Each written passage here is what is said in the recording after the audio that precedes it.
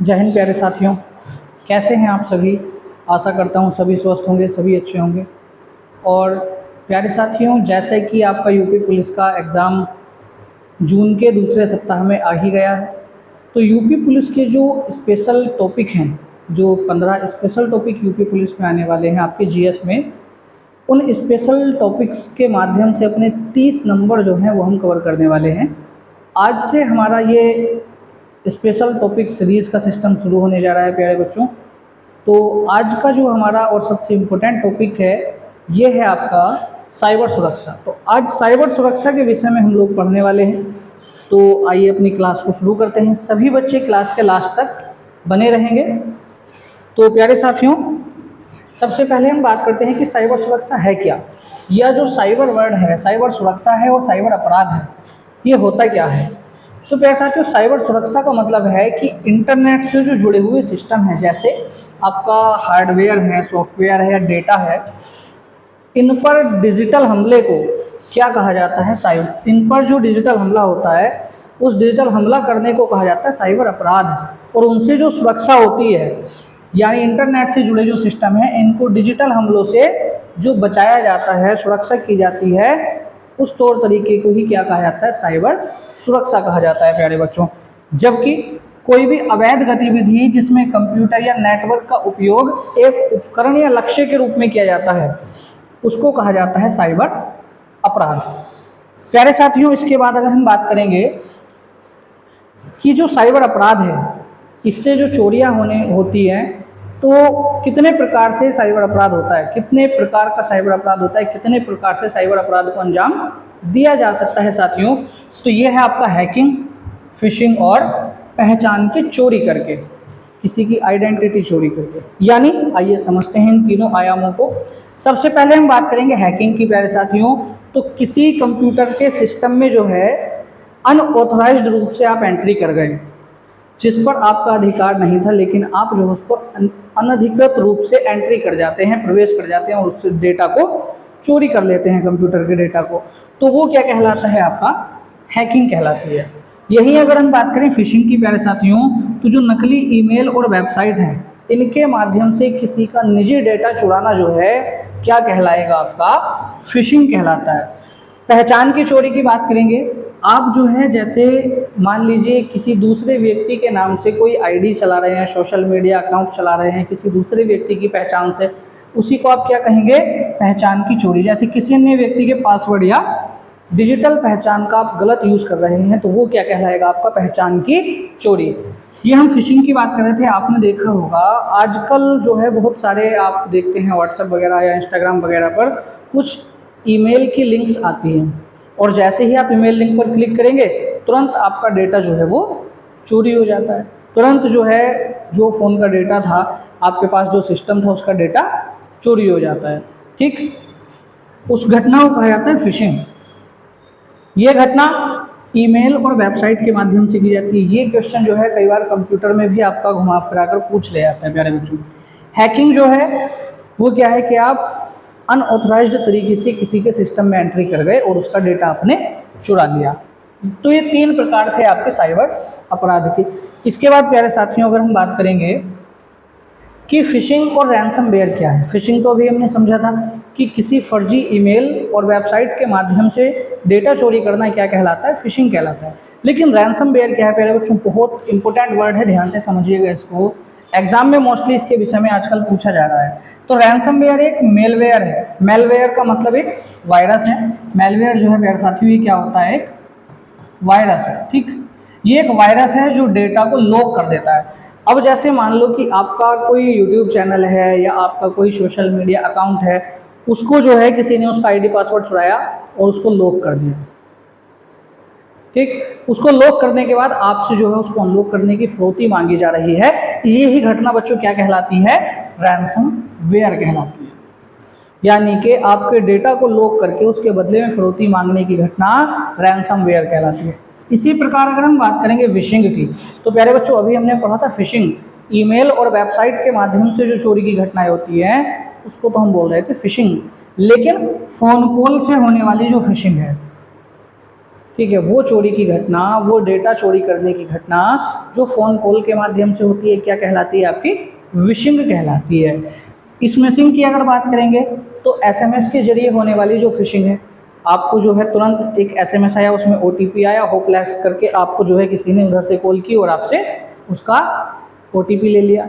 कई बार अचानक में ये घटना हो जाती है, आपको तुरंत कॉल आएगी कि साहब आपके पिताजी ने जो है हमें पैसे डालने को कहा था, आप उस हड़बड़ाहट में पिताजी से पूछना भूल गए और आपने तुरंत उसको ओटीपी बता दिया।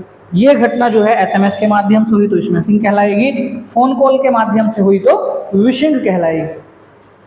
इसके बाद प्यारे साथियों अगर हम बात करेंगे कि क्या इससे बचाव का कुछ प्रावधान गवर्नमेंट ने किया, तो इससे बचाव के लिए प्यारे बच्चों सूचना प्रौद्योगिकी अधिनियम आया था सन 2000 में। ठीक बच्चों, ये कब आया? सन 2000 को, और डेट क्या थी? 17 अक्टूबर। तो इस सभी चीज़ों से बचाव के लिए, साइबर अटैक से बचाव के लिए, सुरक्षा के लिए, इसकी जागरूकता के लिए सूचना प्रौद्योगिकी अधिनियम 2000 में आया 17 अक्टूबर को। कब आया था ये? 17 अक्टूबर को। तो 17 अक्टूबर 2000 को बेटा ये लागू हुआ। इसका उद्देश्य क्या था कि डिजिटल हस्ताक्षर को मान्यता और साइबर अपराधों के लिए दंड सुनिश्चित करना। अब जो साइबर अपराध कर रहे हैं वो बिल्कुल खुलेआम घूम रहे थे, तो उनके लिए यहाँ दंड का प्रावधान किया गया। इस अधिनियम में अभी तक जो है एक बार संशोधन भी किया गया 2008 में। तो 2008 में इसमें एक बड़ा संशोधन किया गया। अब आजकल नोडल एजेंसीज बहुत पूछी जा रही हैं, तो इसकी नोडल एजेंसी जो है बच्चों वो कौन सी है? CERT-IN, यानी Indian computer emergency response team. इसके बाद प्यारे साथियों अगर हम बात करेंगे कि इससे कुछ रिलेटेड धाराएं आपके एग्जाम में पूछ ली जा रही हैं, जैसे अभी यूपीएसआई में भी पूछी गई थी, तो कुछ इंपॉर्टेंट धाराएं हैं जो आपकी साइबर डिपार्टमेंट से संबंधित हैं। तो एक तो आपकी इसमें बहुत इंपॉर्टेंट है धारा 66। धारा 66 के तहत क्या है? कंप्यूटर से संबंधित जो अपराध हैं उनके विषय में धारा 66 में प्रावधान किया गया है, जिसमें 3 साल की सजा और 5 लाख रुपए तक का जुर्माना भरना पड़ सकता है अपराधी को। बात करेंगे 66C की, धारा 66C का भी संबंध इसी से है। तो ये क्या है बच्चों? पहचान की चोरी, जो हमारा डेटा चोरी करने का तीसरा प्रकार था। साइबर अपराध 3 प्रकार का था, कौन कौन सा था?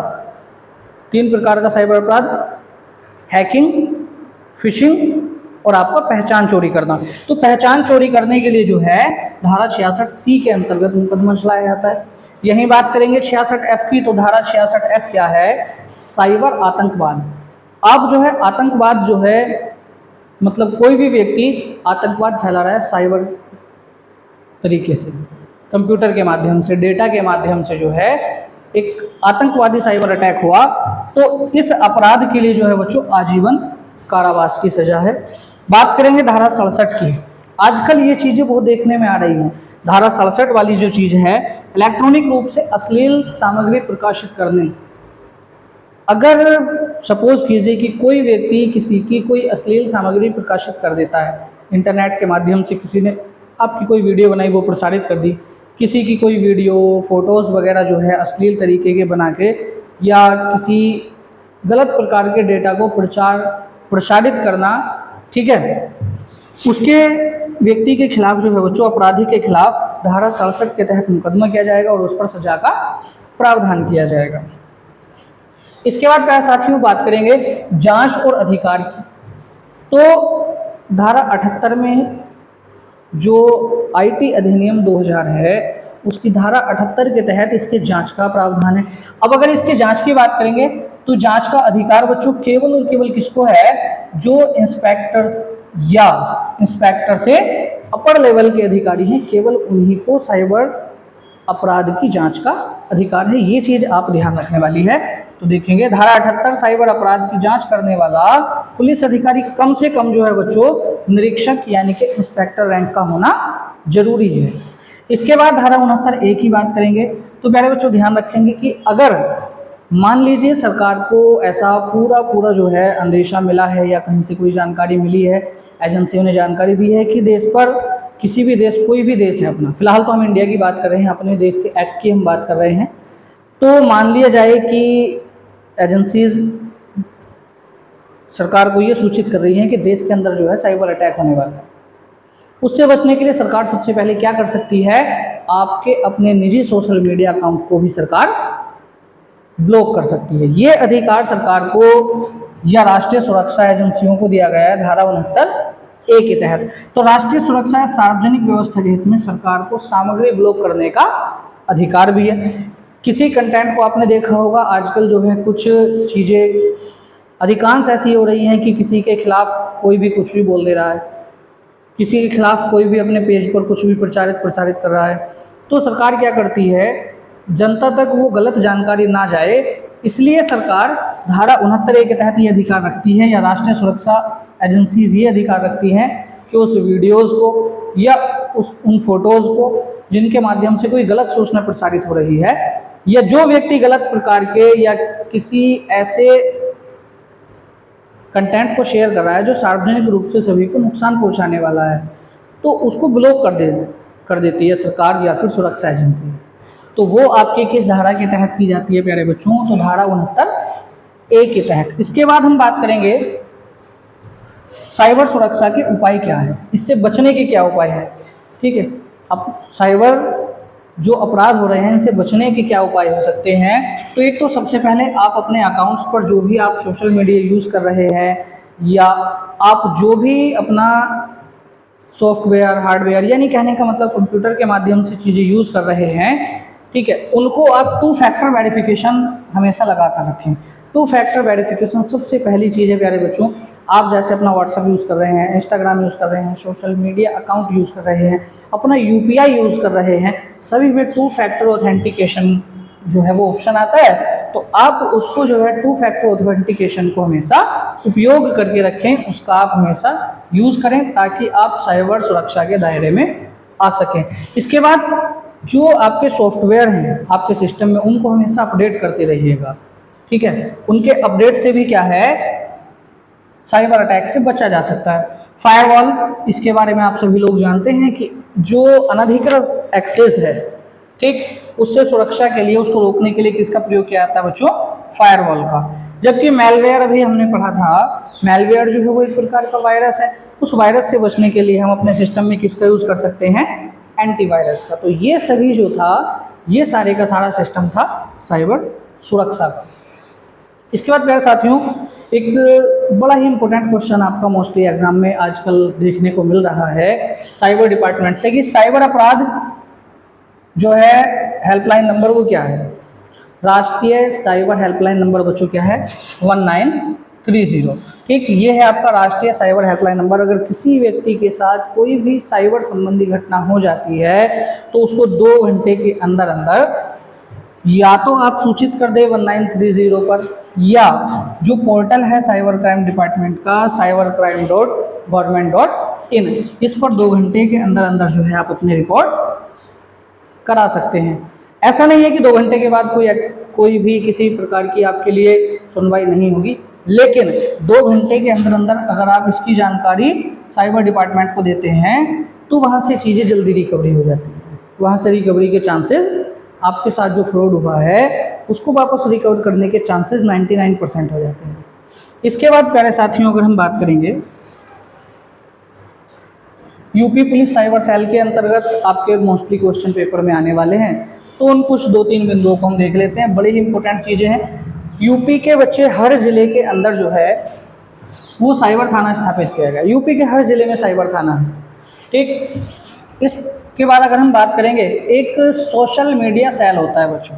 सोशल मीडिया सेल का काम क्या है, जो भ्रामक खबरें हैं और साइबर बुलिंग की निगरानी करना। ठीक है, भ्रामक खबरों की और साइबर बुलिंग की निगरानी करने का काम किसका होता है, सोशल मीडिया सेल का। ये क्वेश्चन आया हुआ है आपका कि भ्रामक खबरों और साइबर बुलिंग की निगरानी करने का काम किसका होता है, तो सोशल मीडिया सेल का। यहीं अगर साइबर डिपार्टमेंट से संबंधित आपका सवाल आ जाए कि महिलाओं के लिए साइबर सुरक्षा जागरूकता अभियान निम्न में से कौन सा है, तो किस मिशन के तहत, किस अभियान के तहत महिलाओं को साइबर सुरक्षा जागरूकता बताई गई है, यानी कि उसको एक अभियान चलाया गया है महिला जागरूकता के लिए साइबर क्राइम के तहत, तो वो बच्चों आपका मिशन कौन सा होगा या अभियान कौन सा होगा, मिशन शक्ति। ठीक, इसके बाद पुलिस प्रशिक्षु हेतु विशेष साइबर लैब भी स्थापित की गई है यूपी के अंदर। यहाँ से आगे बच्चों हम चलते हैं। तो प्यारे साथियों, क्विक रिवीजन में एक बार हम देख लेते हैं कुछ हमारी इंपॉर्टेंट चीज जो आपकी डायरेक्टली आपको आपके एग्जाम में रखी हुई मिल सकती हैं। प्यारे साथियों, साइबर आतंकवाद के लिए अधिकतम सजा क्या है? तो हमने पढ़ा था जब साइबर आतंकवाद होगा तो सबसे खतरनाक सजा जो है बच्चों उसमें दी जाएगी आजीवन कारावास। इसके बाद अगर हम बात करेंगे भारत में पहली बार फिशिंग केस कब हुआ? फिशिंग का मतलब क्या है प्यारे साथियों? ईमेल या वेबसाइट के माध्यम से डेटा चोरी कर लेना फिशिंग कहलाता है, जबकि विशिंग क्या था? फोन कॉल के माध्यम से डेटा चोरी करना। ठीक है, तो फिशिंग का सबसे पहला केस इंडिया के अंदर जो आया प्यारे साथियों वो कब आया? 2004 में। ट्रोजन हॉर्स क्या है? कई बार एग्जाम में आजकल ये क्वेश्चन देखा गया है कि ट्रोजन हॉर्स क्या है। तो ये एक प्रकार का वायरस यानी कि एक प्रकार का मेलवेयर होता है प्यारे साथियों। साइबर अपराध की जांच के लिए न्यूनतम पुलिस रैंक क्या होनी चाहिए? साइबर अपराध की जांच के लिए न्यूनतम पुलिस रैंक बच्चों होनी चाहिए इंस्पेक्टर, यानी कि इंस्पेक्टर रैंक से नीचे के जो अधिकारी कर्मचारी हैं वो जांच के लिए एलिजिबल नहीं रखे गए हैं। यानी कि इंस्पेक्टर या इससे अधिक रैंक के जो अधिकारी हैं वही साइबर जांच कर सकते हैं, साइबर अपराधों की जांच कर सकते हैं। एसक्यूएल इंजेक्शन किस प्रकार का हमला है? तो सबसे पहली चीज तो प्यारे साथियों यही क्वेश्चन के अंदर से क्वेश्चन निकलेगा कि एसक्यूएल इंजेक्शन क्या है? तो ये एक प्रकार का साइबर अटैक है। ठीक, ये एक प्रकार का क्या है? साइबर अटैक है। और किस प्रकार का अटैक है? Database injection attack. इसको क्या कहा जाता है? Database injection attack. तो प्यारे साथियों ये जो हमारा टॉपिक था बहुत बहुत इंपॉर्टेंट टॉपिक हमारा रहा और आपका 1-2 नंबर का क्वेश्चन ही बिल्कुल पक्का तैयार हो चुका है प्यारे साथियों। अगली वीडियो में हम अगले टॉपिक्स देखने वाले हैं। फिलहाल आज के लिए जय हिंद, सत श्री अकाल, राम राम।